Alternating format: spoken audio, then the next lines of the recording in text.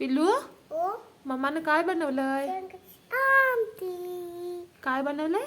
शेंगाची आमटी. तर ही तिखट सांडग्यांची चविष्ट आणि झणझणीत आमटी बनवण्यासाठी गॅसवरती कुकर ठेवला. त्याच्यामध्ये 4 ते 5 चमचे तेल टाकून अर्धी वाटी सांडगे व्यवस्थित तळून घेतले आणि हे बाजूला ठेवून दिले. त्याच तेलामध्ये अर्धा चमचा मोहरी, अर्धा चमचा जिरं, कढीपत्ता, 7 ते 8 लसूण पाकळ्या ठेचून टाकल्या आणि एक बारीक चिरलेला कांदा टाकून त्याच्यामध्ये चवीनुसार मीठ टाकून घेतलं. याला व्यवस्थित परतून घ्यायचं. त्याच्यामध्येच बारीक चिरलेला एक टोमॅटो टाकायचा.